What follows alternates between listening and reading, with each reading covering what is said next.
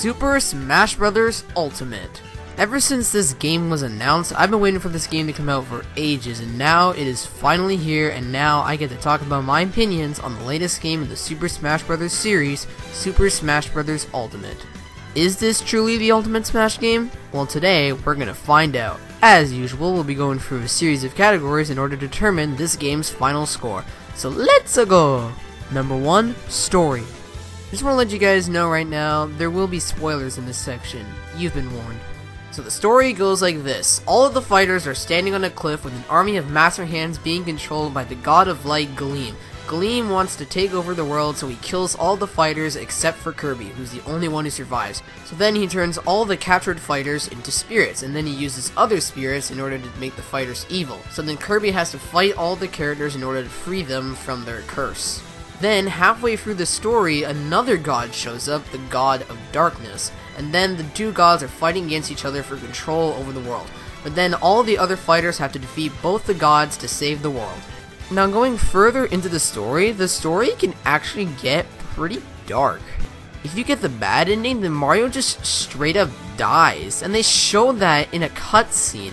That is something I don't expect to see from Nintendo. But now let's talk about the elements of the story mode. The main gimmick in story mode is spirit battles, so all you have to do in adventure mode is do a whole bunch of spirit battles to rescue all of the captured fighters. But the thing is, that's all you do in adventure mode. Sure, there's unique bosses every now and then, but most of the time it's just the spirit battles, which makes the adventure mode very repetitive, therefore making it very annoying.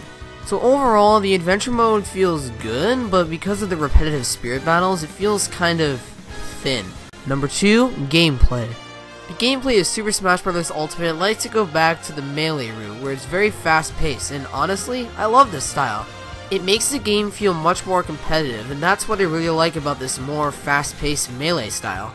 And also, the controls are pretty good as well. You can suit them to your liking, and there's a whole bunch of controller options, so yeah, the controls are pretty good. So overall, I gotta say that the gameplay is pretty dang good. Number 3, graphics. This section is probably going to be the shortest section of the review, because I'm just going to say right now, the graphics for this game are beautiful. Like, everything looks so clean and crisp, the rendering is beautiful, and there's rarely any frame drops. I mean, there might be occasional frame drops, but that's just because there's lots of players at one point.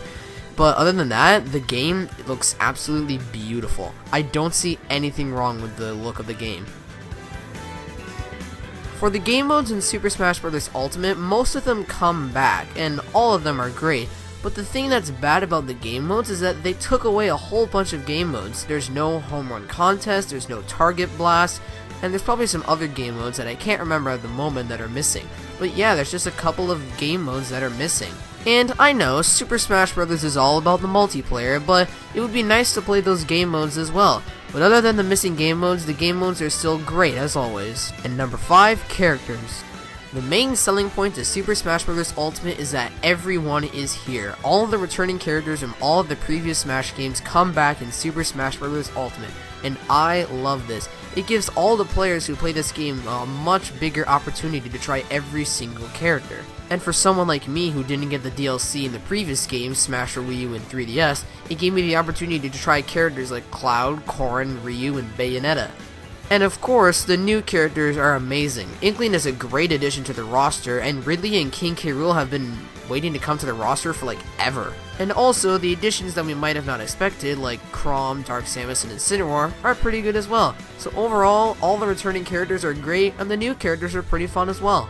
And that's my review of Super Smash Bros. Ultimate. I gotta say, this is one of the greatest games I have ever played. So much stuff is added to this game, and I love it. Sure, the story mode is a bit thin, and there are a couple of missing game modes, but beside that, this game is great. The game modes are fun, the graphics and the gameplay is amazing, and all of the new additions are pretty good, including the characters and the new game modes. In general, I'm gonna give Super Smash Bros. Ultimate a 9 out of 10. So what do you guys think of this game? Do you think it's the Ultimate Smash Bros, or was it not living up to your expectations? Let me know in the comments below, and I'll see you guys next time with another video. Hey everyone, this is NQ Productions here. Thank you so much for watching my video. If you enjoyed it, make sure to leave a like, and if you want to see more, make sure to subscribe and hit the notification bell to never miss a video. You can also check me out on Twitter and Discord. I'll leave a link in the description. Until next time, this is NQ Productions signing out.